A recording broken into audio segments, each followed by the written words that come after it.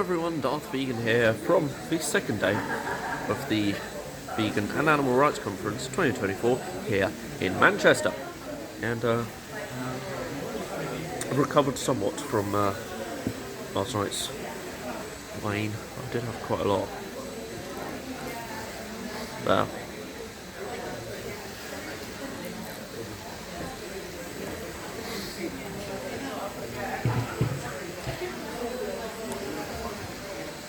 Look, I want to go to. It's on the second floor and I'm on the third at the moment. No. Because I fancy puzzle. With each other about most of these, but you can imagine that in a secondary classroom, this really does prompt quite a lot of sort of healthy disagreement, debate, discussion. All of that is just an absolutely vital step in getting them to really think deeply about these issues and reflect on what they hear, what they think, what they feel. And I'll show you a few examples of things that we might show to students as well. So we kind of inform, shine the light on the reality behind some of these industries.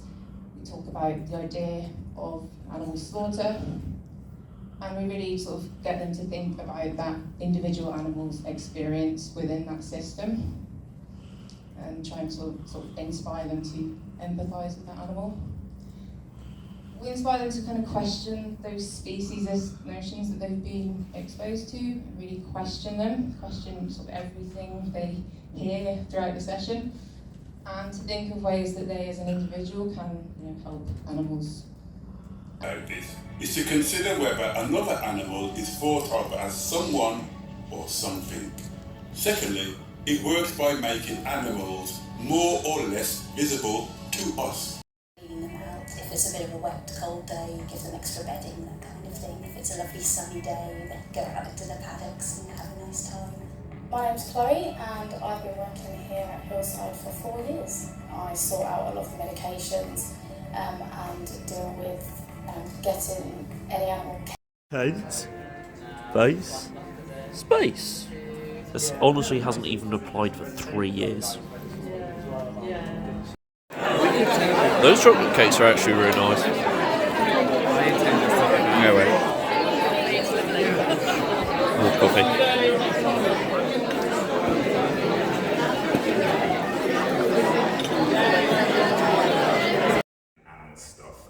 Which leaves you in kind of the queasy position of kind of, reminiscing fondly about this person for the sake of animals.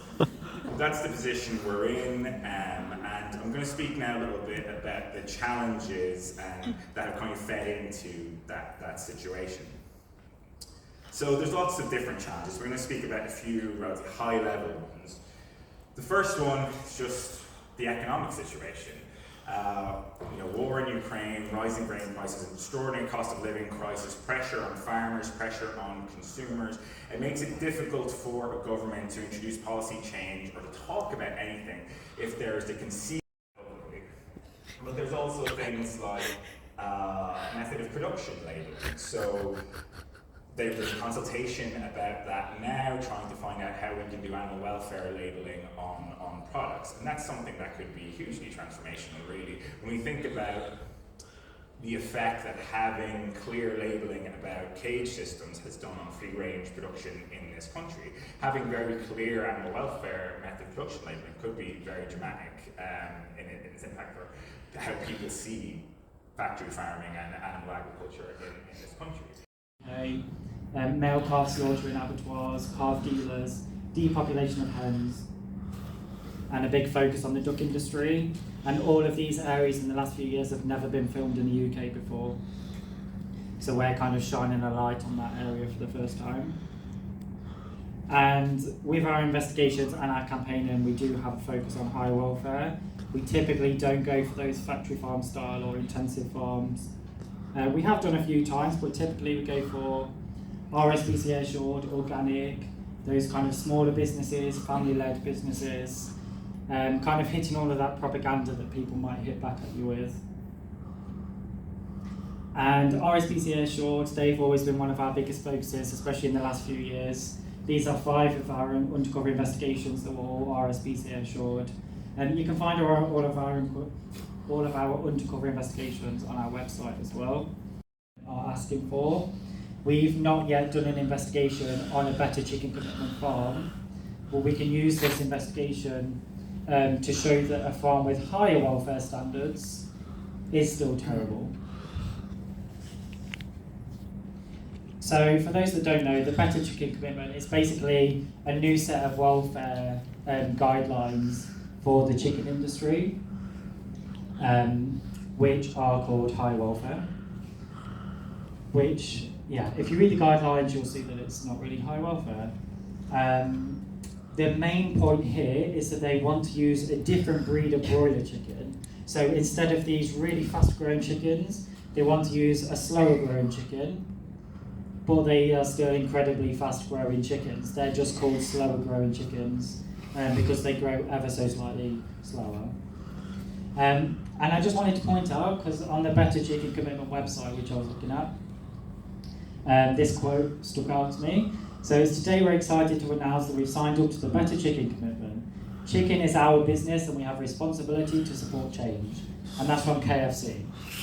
So if we're supporting the Better Chicken Commitment, these are the kind of allies that we have alongside us. We then looked at the depopulation of hens, so that's when they take out all of the hens for slaughter. And then about 2 or 3 weeks ago, we released free-range egg undercover investigation.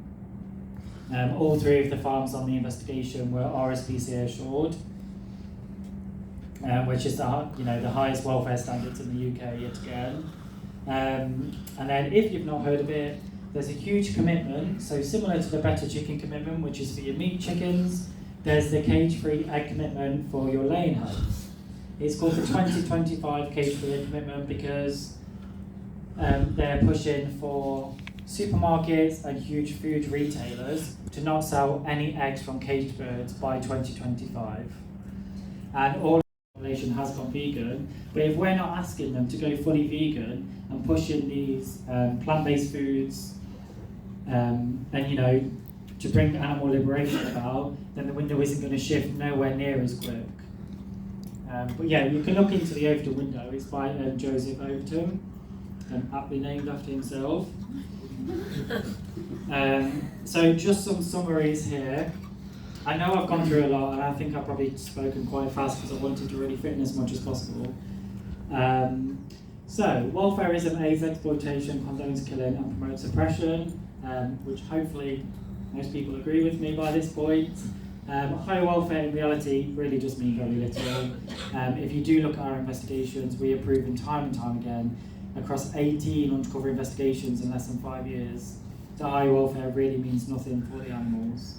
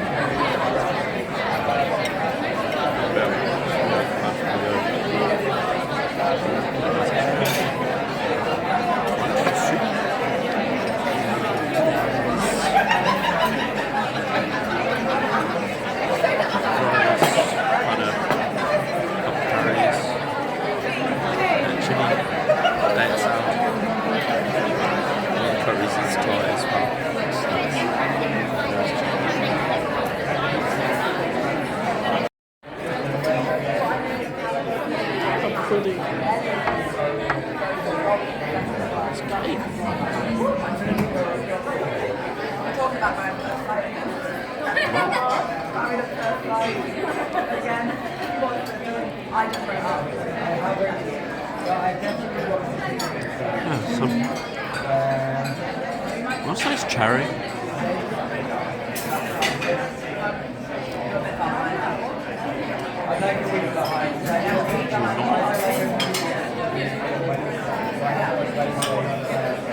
Despair of some description.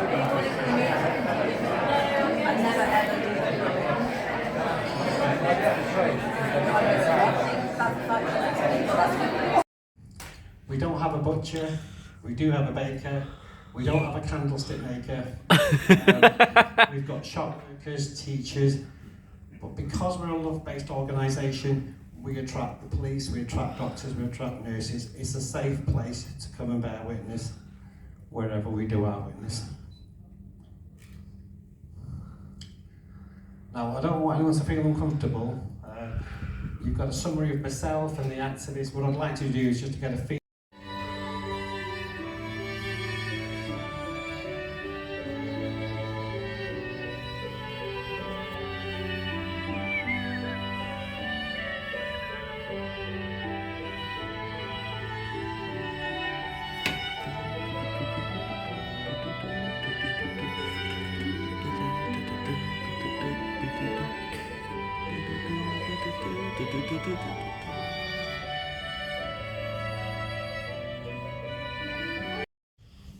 And if we don't learn lessons from history, we just repeat the same atrocities.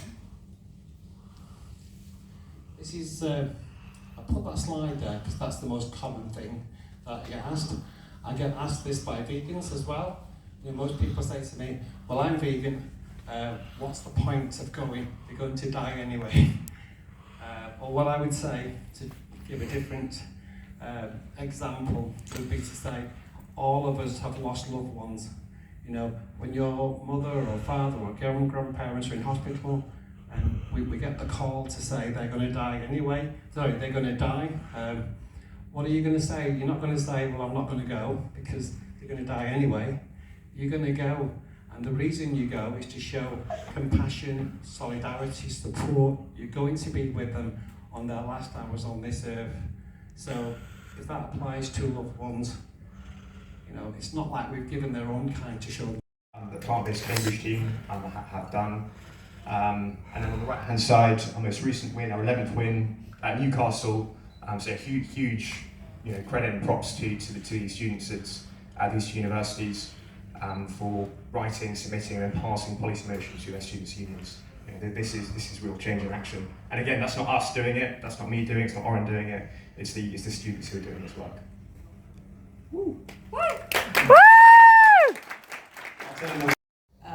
Workload, and then they'll kind of go home to their constituency and, you know, be kind of taking on constituency casework. So they're getting a lot of emails all the time, so kind of potentially hundreds per day. They might be working like 80-hour weeks. They might be working at the weekend. They might also have a family, you know, or do other kind of jobs as well. And I would say, you know, something similar is true of candidates who are running to be MPs as well. Often they are councillors as well, or they are, you know, have a full-time job, or they also might have a family. So there's a kind of lot of pressures on them.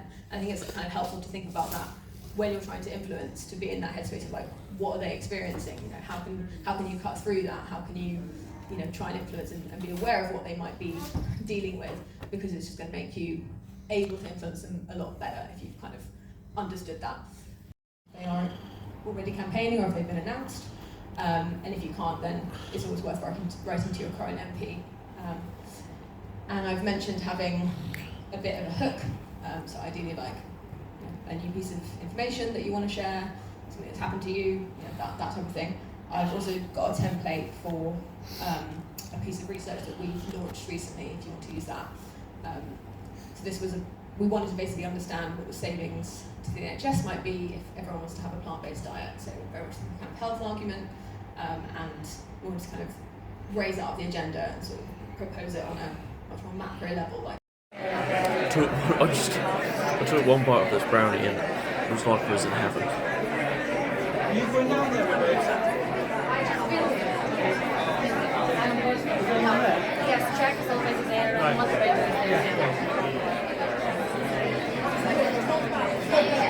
It is absolutely divine.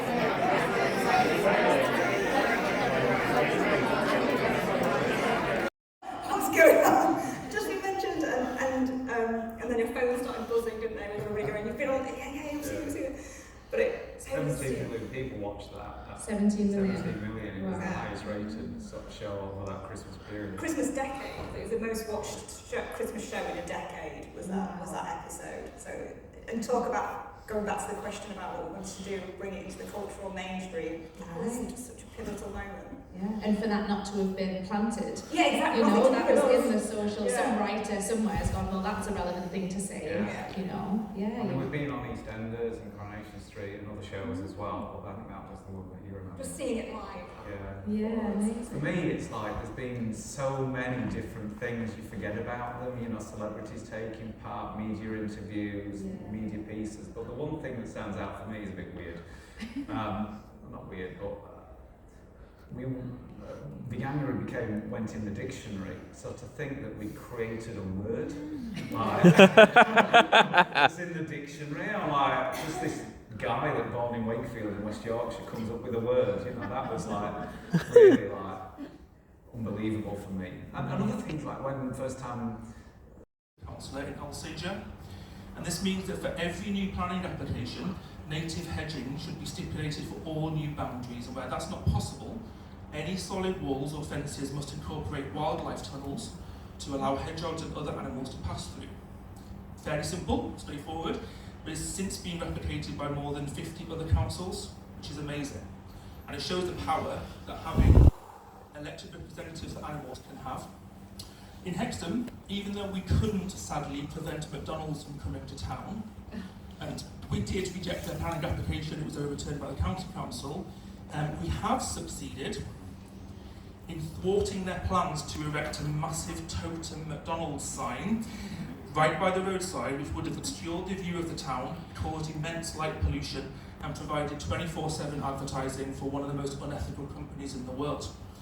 So that is not happening, which we're very, very pleased about. Yeah, we all knew each other. Many of us are activists, so many of us are activists for local public transport, or lots of other causes. So we all kind of knew each other. We didn't campaign formally together or have some sort of formal alliance, but we're discussing how we might do that next year for that election to make sure that we all get re-elected, that we're actually supporting each other as much as we can without sort of stepping over boundaries of sort of party loyalties. But to a certain degree, party politics shouldn't really play too much of a part at the local level anyway. It's all about doing the very best that you can for the community. Right, so now I'm about to go into a talk by Animal Rebellion, and it's closed talk, so you're not allowed to film basically, and because they're doing an announcement, and yeah, I have to resist revealing it afterwards because this is top secret stuff, you know. Not really allowed to say.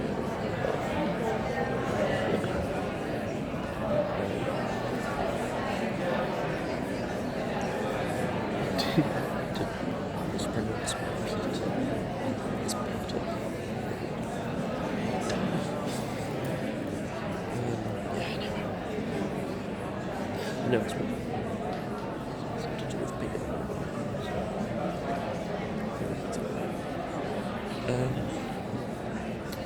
Yeah. Anyway, I'm excited for this action that Animal Rising are going to take. That's what I'm going to say. It's quite a big thing. On stage, thank you. They're quite shy.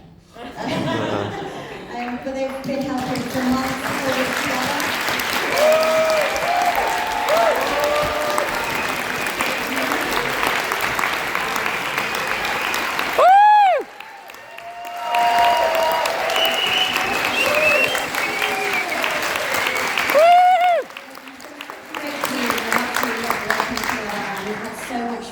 it together. Maybe not so much fun for some of them over the weekend. And I know some people are definitely going to want to sleep for a week. So thank you so much for these amazing people who've helped. And thank you so much to all the weekend volunteers who've helped moderate and have been running around registration and helping with moving stuff around. So thank you to all of those as well.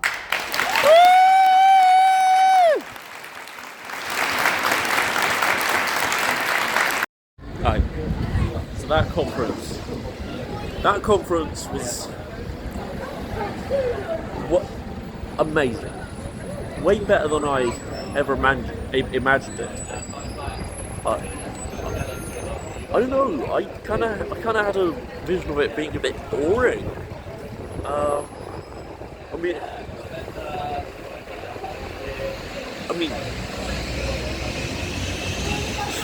I've drank my weight in coffee, so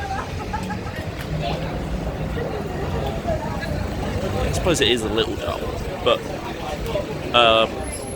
well, I think tiring is a better word. Hi. And yeah, so that was, and I'm filled with ideas and knowledge and, you know, inspired. So yeah, especially when I've thought of my own organisation, which, when I was at Camp Out last year and I got Gary Carlson, I was inspired. But I didn't have an idea of an organisation to create. I just got inspired to join another group.